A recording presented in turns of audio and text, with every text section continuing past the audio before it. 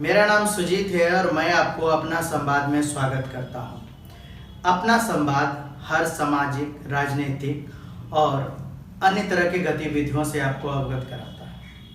अभी राजनीतिक परिदृश्य लगातार चल रहे हैं, पर एक शख्स है जो सामाजिक कार्य में लगा हुआ है। उसे राजनीतिक से दूरी उसने बना रखी है और सामाजिक कार्य कर रहा है। पिछले कई सालों से कार्य कर रहे हैं। अगर हम आपको उसके बारे में कुछ बताएं तो आप एक हिंट से समझ सकते हैं कि हम किसकी बात कर रहे हैं। हम युगा परिवार के फाउंडर अमित कुमार की बात कर रहे हैं, जो अभी बाढ़ मांगे ब्लड बैंक नाम के एक कैंपेन शुरू कर रहे हैं। इसी परिदृश्य को लेकर हम उनसे एक चर्चा करते हैं और उनसे समझने का प्रयास करते हैं कि बाढ़ में ब्लड बैंक की आवश्यकता क्यों है और हमें ये कैसे प्राप्त हो सकता है। ये पहले नहीं है, इनसे पहले भी लोग आए थे और ये आखिरी भी नहीं होंगे इस लड़ाई को आगे बढ़ाने के लिए। इस अभियान से प्रशासनिक तौर से कह सकते हैं कि आपको क्या आश्वासन मिला है? जब ये हस्ताक्षर कैंपेन अभी लगातार जारी भी है और उसके बाद पहले भी एक मर्तबा पत्र लिखा गया स्वास्थ्य मंत्रालय को, लेकिन उसका अभी तक तो कोई जवाब आया नहीं। लेकिन कुछ दिन पहले भी पत्राचार स्वास्थ्य मंत्रालय में स्वास्थ्य मंत्री श्री मंगल पांडे जी को लिखा गया और उसके बाद में जो हमारा प्रधान स्वास्थ्य सचिव हैं उनको भी पत्र लिखा गया और साथ ही साथ 5000 लोगों के हस्ताक्षर के साथ में, सहमति पत्र के साथ में ये लिखा गया और अवगत करवाया गया कि बाढ़ में सरकारी ब्लड बैंक की कितनी आवश्यकता है, कितनी जाने एक्सीडेंटल केसेस में विगत 2 वर्षों में गई है, कितनी ऐसी बहनें हैं डिलीवरी के समय में एक्सेस ब्लीडिंग की वजह से जब पटना रेफर किया गया तो पटना रेफर करने के क्रम में रास्ते में दम तोड़ना पड़ा, जच्चा और बच्चा दोनों की जाने गई। तो ये सारी बातें अवगत कराई गई हैं और लेटर तो रिसीव हुआ और ये आबादी के हिसाब से, चूंकि बाढ़ अनुमंडल की आबादी लगभग 5 लाख के आसपास है, 7 प्रखंड है, सबसे पुराना हमारा सब डिवीजन है और आबादी भी ज्यादा है। और दूसरी तरफ हम ये देखते हैं कि बाढ़ से पटना की दूरी 70 किलोमीटर से भी अधिक है और वहां जाके ब्लड बैंक है। उसके बाद अगर हम इधर देखते हैं तो लखीसराय में ब्लड बैंक है।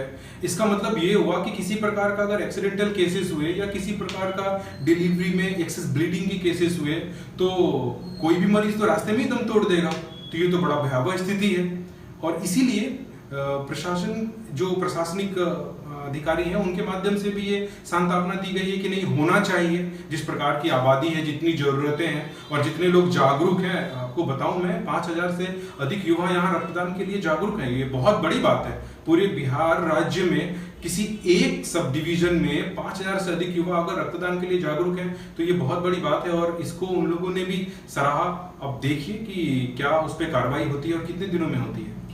इस अभियान के लेकर आगे की आपकी क्या रणनीति है? अभी तो फिलहाल यही है कि लगातार पत्राचार किया जा रहा है ताकि स्वास्थ्य मंत्रालय और जो इससे जुड़े हुए जो भी लोग हैं, जैसे AIDS control society, state blood transfusion council, उन्हें अवगत कराया जा रहा है कि आखिर बाढ़ में सरकारी ब्लड बैंक होना ही चाहिए। और यहाँ पे जो आधारभूत जरूरतें हैं कि इतना स्क्वायर फीट का एरिया चाहिए, इतने रूम चाहिए, वो सभी हमारे बाढ़ अनुमंडल अस्पताल में अवेलेबल है। तो कोई परेशानी इसके लिए होनी नहीं चाहिए और हमें लगता है कि इतनी सारी योजनाएं पास हो रही हैं तो बाढ़ में ब्लड बैंक की भी योजना पे बिल्कुल त्वरित ध्यान देना चाहिए, क्योंकि बाढ़ मांगे ब्लड बैंक, बाढ़ में सरकारी ब्लड बैंक के लिए हम लोग मांग तो विगत 2.5 से 3 सालों से उठा रहे हैं। लगातार हम लोगों के बीच में जा रहे हैं कि ब्लड बैंक जरूरी है, ब्लड बैंक होना चाहिए। लगातार लोग भी इसके लिए आवाज उठा रहे हैं। हम लोगों ने तरह तरह से इसके लिए प्रयास किए, जैसे कि नुक्कड़ नाटक करके, जैसे कि झांकी निकालकर, जैसे कि पैदल मार्च जागरूकता का निकालकर, और अभी हम लोग गाँव में जा रहे हैं। तो ये प्रयास तो वर्षों से हो रहे हैं। इस पे बिल्कुल कार्रवाई होनी चाहिए। और एक बात मैं आपको और भी आज बताना चाहूंगा, आप सभी लोगों को बताना चाहूंगा कि वर्ष 2006 से यहाँ पे storage, blood storage centre already है। मतलब सरकार के द्वारा लाइसेंस्ड यहाँ पे किया गया था, लेकिन मशीनें सड़ गई और पता नहीं और बाकी चीजों का क्या हुआ। तो जो भंडारण मतलब रक्त के संग्रह का सेंटर यहाँ पे था, ब्लड बैंक की स्वीकृति नहीं मिली थी, लेकिन अनुमंडल के अस्पताल में रक्त भंडारण सेंटर था, ब्लड स्टोरेज सेंटर 2006 से ही था। लेकिन अभी देखिए क्या हुआ है, हमें तो ये ज्ञात हुआ कि 2019 में हमारे जो उच्च न्यायालय है उन्होंने ये माना है, पत्र हमारे पास आया है, उन्होंने ये माना है कि नहीं 2006 में बाढ़ के अनुमंडल अस्पताल में स्टोरेज सेंटर था और वहां होना चाहिए। तो जब हाईकोर्ट ने इस बात को माना है तो सरकार को तो तुरंत इस पे ध्यान देना चाहिए और इस कार्य को आगे बढ़ाना चाहिए, क्योंकि ये जनहित का कार्य है, सभी के लिए ये कार्य है। इस अभियान में लोगों को कैसा रिस्पांस आपको मिल रहा है? बहुत अंदर से ऊर्जा मिल रहा है, क्योंकि ये भी जहां जहां भी हम लोग गांव में जाकर युवा साथियों से बातचीत कर रहे हैं या फिर जो भी अभिभावक है उनसे बातचीत हो रही है, तो वो लोग कह रहे हैं कि हमारे परिवार में किन्हीं को जरूरत पड़ा था और फिर ब्लड की कमी की वजह से इधर उधर बहुत परेशानी का सामना करना पड़ा और कुछ तो बड़ा दुख पहुंचाने वाला था, क्योंकि कई ऐसे परिजनों से भी मिला जिनके घर में डेथ हो चुकी है ब्लड की कमी की वजह से कि समय पे रक्त नहीं मिल पाया।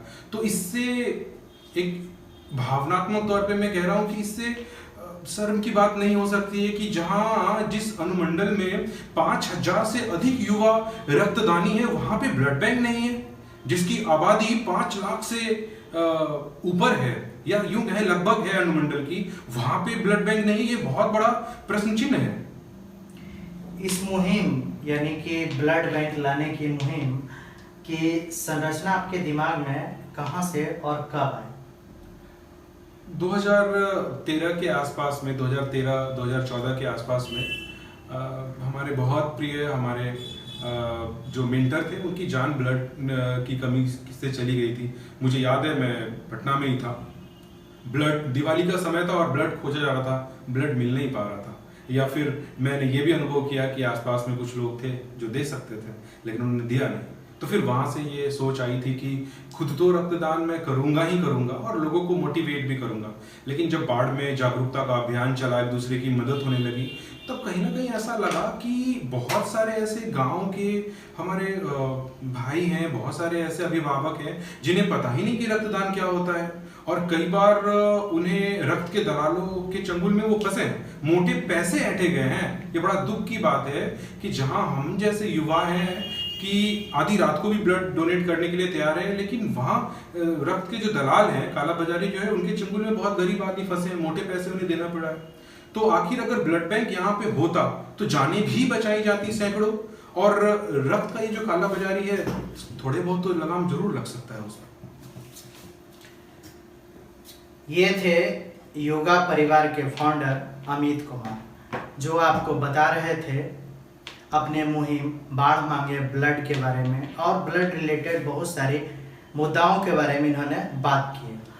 और आपके लिए आप प्रश्न है, जो भी अगर आपके पास कुछ प्रश्न है तो आप कमेंट बॉक्स में बताएं, इनसे फिर प्रश्न किए जाएंगे। अगर आपके मन में किसी भी तरह की दुविधा हो, कोई ऐसे प्रश्न आप जानना चाहें जो आप डायरेक्ट अमित कुमार से पूछ न सके हो, वैसे प्रश्न आप कमेंट बॉक्स में डालें। हम फिर से अमित कुमार को लाएंगे आपके लिए और आपके लिए जवाब तलाशेंगे।